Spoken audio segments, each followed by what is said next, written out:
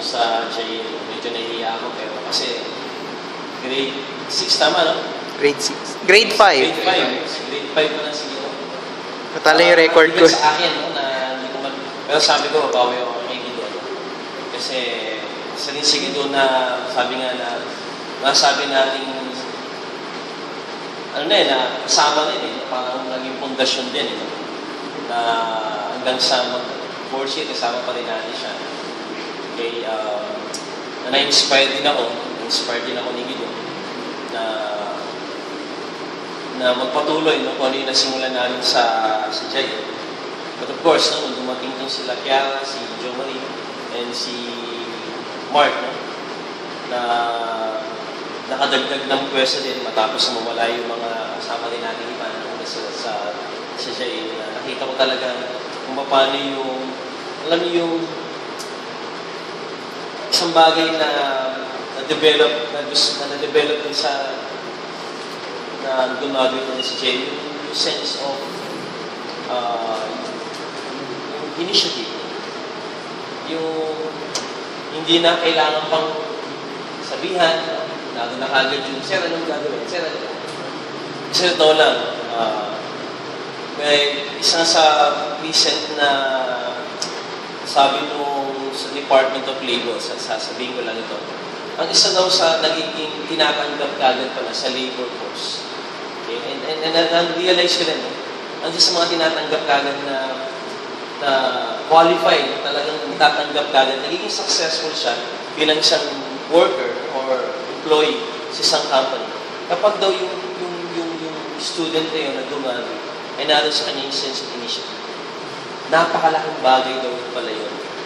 No? Kaya sabi ko, natutuwa ako dahil sigurado, yung mga gumagi sa San Lorenzo na naging bahagi ng J, nakikita ko na agad yung future nila, no? Saan man sila papasok, ano man yung career na papasukan nila. Kasi nandun na na-develop na isang bagay na yun. At sigurado na yun, no? Hindi na mawawala sa inyo yun. At walang pwedeng magtanggal sa inyo yun. Kundi kayo na lang din, syempre. Kaya nga sana ipagpatuloy yun, yung nasimulan natin na yun. Kaya nga, medyo nakakalungkot man na mawala yung iba sa inyo, katulad yun. Hindi naman ako nalulungkot dahil lumabalik pa yung mga yan. Hindi nakakatuwa, no? Dahil yun na nga, yung sinasabi natin kung paano nyo rin. Narinig ko nga kay Kiara din, no? Na babalik ako. Kasi, bakit? Kasi kung paano nyo na-inspire si Kiara sa mga natihan, sa mga kasama rin natin dati. Narin pa rin yung pagmamahal, no? Hindi lamang sa Jair, no? Kundi sa eskwelahan, no? Sa school mismo natin. Ayoko suluhin lang ng Jair. Pero alam ko kasi kung ano nagawa ng school, no? Sa inyo, no? As an individual. Kaya ako hindi lang ako proud sa inyo, kundi ang buong institution ng San Lorenzo. Kaya pag nakikita kayo, natutuwa rin yung mga teachers. Ano ba naman yung narinig ko mga comment na, ay, nandiyan pa sila, bumabalik pa sila, ibig sabihin. No? Ano yung ibinigay sa inyo ng San Lorenzo na hindi nyo nakakalimutan? Hindi lang in particular ang Jair. Alam natin, na-develop kayo, hindi lamang sa punto na narito kayo sa Jair, hindi sa ibang mga aspeto ng buhay ninyo bilang mga estudyante sa San Lorenzo. At kayo yung sabi nga natin, kayo yung halimbawa kung ano talaga yung isang Louisiano. Isang Louisiano talaga.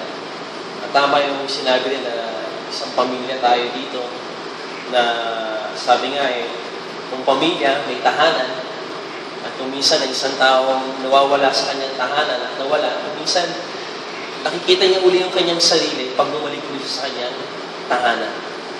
Sa kanyang home, sabi nga. Kasi doon natin nakikita yung identity natin kung sino talaga tayo.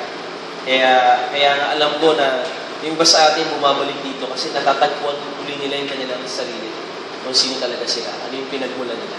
Katulad din ng mga tahanan natin. No? Babalik at babalik tayo sa tahanan natin. May kwentong ganyan, isang Pope. Nakalimutan ko lang kung sino Pope yun. Si Pope John 23rd o si Pope Paul VI.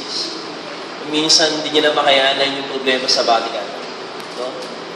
Bumalik siya sa bahay nila. Nagbakasyon siya. At doon niya uli nakita yung kanyang sarili. No? At ang unang-una niyang nakita ay yung kanyang tsinelas na ginagamit pag nasa bahay siya. Nakita niya uli yung sarili niya. No? Na-fit in niya. Nagkaroon niya ng parang pagkilala muli kung ano siya. Parang sumigla uli. Kaya muli, pagkatapos ng ilang linggong pagbabakasyon sa kanyang sariling bahay, at narin yung kanyang nanay, na pinagluto siya ng kanyang masarap na pagkain, na laging niyahayin sa kanya ng nanay niya. Na bumalik uli siya, na parang na-energize, no? Na nagkaroon ng parang muling lakas, no? Para suungin uli yung problema na yun. So parang ganoon din, no? Parang ganoon din siguro na maaaring mangyari. Kapag naroon na marami ng mga problema rin sa college life, minsan naroon lang bumabalik lang uli, tapos parang sumisigla uli. No? Parang naibabalik uli yung sigla na yun para magpatuloy ulit sa laban, no, ng buhay. So, sana ganun din, no? Yung sabi nga na napanggit nila kaya nila Joman dito and Mark, na yung hindi lang yung pasasalamat, kundi yung ang mahalaga dito yung ikay babalik. Hindi dahil pinababalik ka, no? Kung hindi ikaw mismo sarili mo, nakikita mo na kailangan mong bumalik dahil parang yung pagbigay ulit sa'yo ng panibagong kahulugan ng buhay mo. Kaya dahil bumalik ka dun sa pinanggalingan mo. At sana patuloy na yun lang, ay sa panalangin, sa bawat isa, huwag natin kakalimutan na isama sila sa ating mga panalangin, sa ating mga prayers. Sana magtagumpay sila. Alam natin, that's another stage. Your life, ito, subok na. No? Naranasan nila kung ano yung college. Kayo, pagtungo pa lang doon. Okay, nakasurvive na sila. Second year, mag-third year na. Tama, no? Third year na. No? Ibig sabihin, makakaya natin. No? Pero sabi nga natin, hindi ganun kadali. Minsan, pag nagpupunta kayo dito, ang dami niyong kwento. Sir. No, yun yung maganda doon. Ikukwento nila. No? Nai-release din nila yung kanilang mga stress din. Pero sabi nga, no, kakayanin nila. Dahil nakayanan nyo ng high school. So, kakayanin din natin. No? Kaya si Mark, mukhang sa ibang lugar yata mag-aaral. Yes. Mag-aaral sa New York, Cubao. Very good. So, mas matindi yun. Dahil hindi ka na nga lang makakabalik. Pero pag gusto mong bumalik, kailan ka lang pumasahin sa akin. Hindi.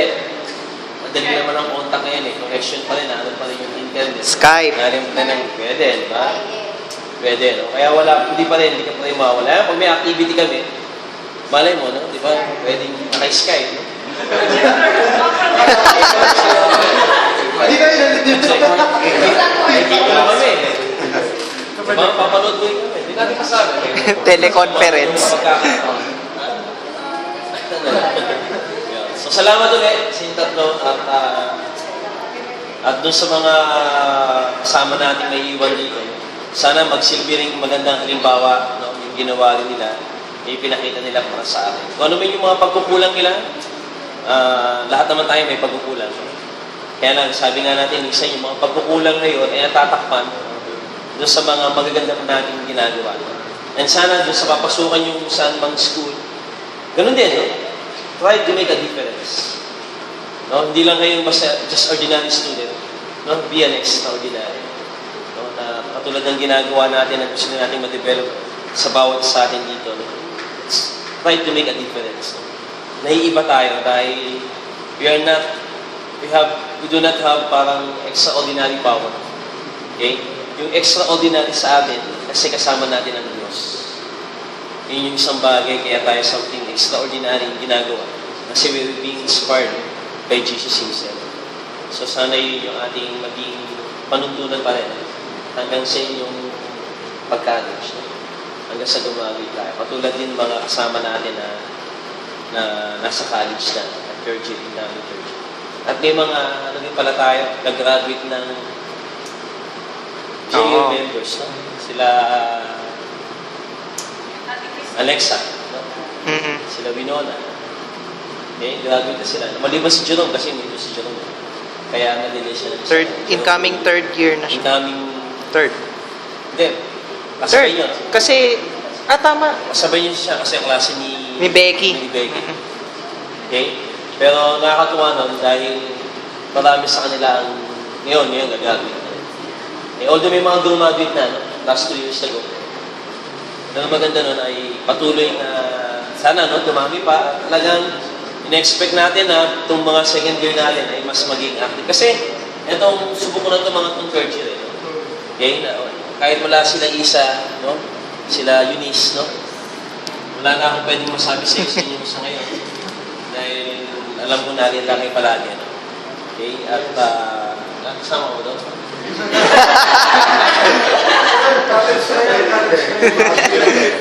Sama pala to. No? Yes. Kaya lang, hindi ko pipirma ng news. Ako na ba? Yabang mo. Okay. Yun lang, no? Basta hindi pa naman talaga goodbyes. Talaga naman ito ay isang bibigay inspirasyon sa bawat isa. Okay, salamat sa mga nagbigay ng pagkain.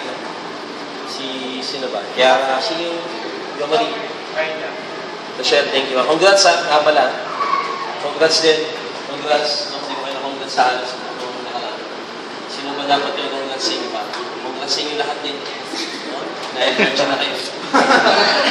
Watching. Okay?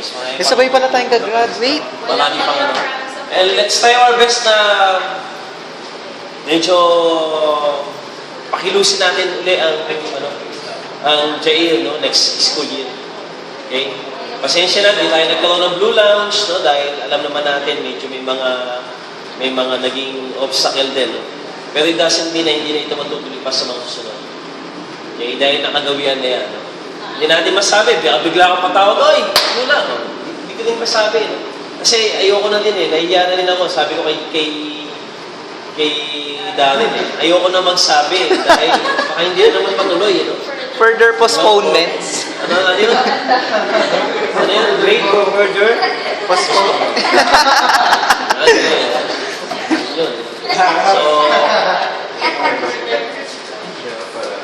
basta yung second year, kahit third year kayo, it doesn't mean you can't be such a year. Walang pinipiling year level. So, kahit third year kayo, gumawa na talaga kayo. Initiative na. course, Okay, pinopostpone. Saka yung mga... Napopostpone tuloy.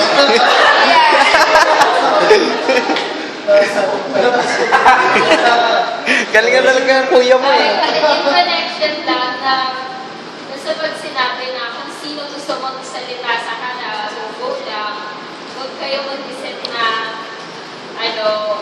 ang kapal naman ng mukha ko kung ikaw magsasalita. Kasi it's a good thing na mag-control. Lahat tayo makikinig kay Kuya Dad. Karen, ikaw naman.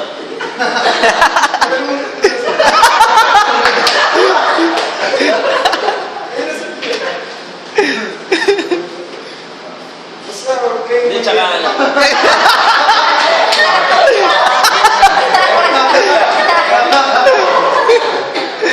Yan, loko lang.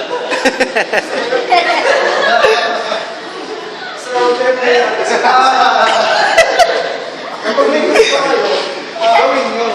Kasi pag nandito kayo sa gym, matututo kayo mag-serve. Hindi naman matututo, parang gugustuhin nyo mag-serve. Yes. Kaya parang always think positive. Because what the mind thinks, the body will do. Napatunayan yan. Napatunayan yan. Amen, amen. Napatunayan yan ni Darren yan. Service awardee. So, wait lang. So, like, yun sa mga incoming college, no? Incoming college, yun yung kakalimutan yung mga values and teachings na tinuro ng San Jose. Kasi yun yung shield nyo sa mga challenges na hahanapin nyo sa college. Kasi may point kasi na talagang minamaharap yung sarili niyo kasi ang daming beliefs na from others na may influensyahan ka. Tapos parang ikaw, hindi mo nakilala yung sarili mo. May point talaga na pag bumalik ka sa santo, tapos magka-flashback lahat ng mga experiences mo, magka-flashback lahat ng paano ka naging ikaw, paano ka namold as ikaw talaga. Talagang hindi mo makikita yung comfort zone mo kasi makikita mo dito yung mga tao na mamahal sa'yo. Tapos paglabas mo ng santo ulit, geared ka na ulit. Parang may strength ka na ulit para i-face yung mga challenges. Wala. Wala ko sa'yo. Sabi na lang kung sino ko kayo. Kaya ikaw kung ano, tingin-tingin mo na sa picture ha, yung sanlo na Mark, para makita mo. Di ba? Kung ano yung bagay na nangyari sa sanlo. Ano pa? Kaya mga ganang gusto mong share? Ana? Gusto mong... Magdang na next year sa mga, yun nga, sa mga freshmen sa college masarap yung feeling na makatulungan sa school na to kasi kami second year na so parang ang hirap maghanap ng schedule para pumusita dito. Nakabisita kami kapag bakasyon na kasi iba yung college sa high school. Sa high school mas madami mga extracurricular. Pagdating mo sa college, aral. So, kasi di ba yung mga feel ng graduate is ayaw nyo pang umalis. Pero pagdating nyo ng college, parang pag mga umpisa pa lang, gusto mo nang graduate kasi sobrang hell talaga. So ayun, so treasure every moment. Tapos hanggang ngayon may time ka pa para mag-serve ka na. Kasi ayun nga, wala kang time pagdating sa college. Go year kaya na yan. Yun nga pala sa ice cream. Salamat sa ice cream na i-share mo sa akin. Okay? So, guys, wala may gusto kong sabihin? Okay, sige, mag-end na tayo. Let's end up this sharing and meeting. At mag-pray tayo na. No? And let's include in our prayer yung ating mga graduates. No? And as well as, let's pray with one another. At sama niyo din ako sa inyong prayer.